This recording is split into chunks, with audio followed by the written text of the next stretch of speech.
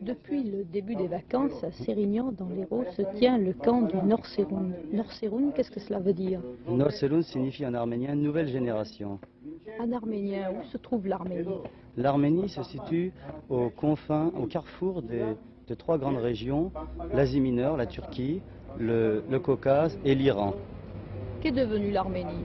L'Arménie est aujourd'hui un pays, certes petit, l'Arménie soviétique, et l'autre partie beaucoup plus importante qui est occupée actuellement par la Turquie.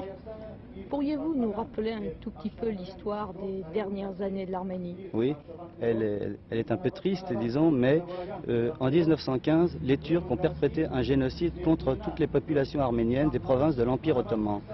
C'est pour ça que les Arméniens, les rescapés, se sont dispersés autour du monde, ce qu'on appelle la diaspora. Et en France, nous sommes 150 000. De par le monde, combien êtes-vous? Nous sommes actuellement plus de 5 millions. Nous avons rattrapé, disons, le chiffre d'avant 1915. Vous me disiez qu'en France, vous étiez 150 000. Dans Oui. quelle grande région française êtes-vous? Principalement dans trois régions, la région parisienne, la région lyonnaise, le centre de la France, Lyon, Saint-Étienne, et la région du sud de Marseille, particulièrement Provence. Oui, et quel fut le but de ce camp?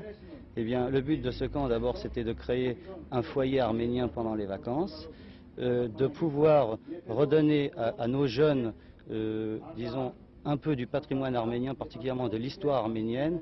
Et c'est pour ça, d'ailleurs, comme le fait mon camarade, il explique actuellement la géographie de l'Arménie, ce que beaucoup ignorent. Beaucoup de jeunes sont avides de connaître l'histoire de leur passé.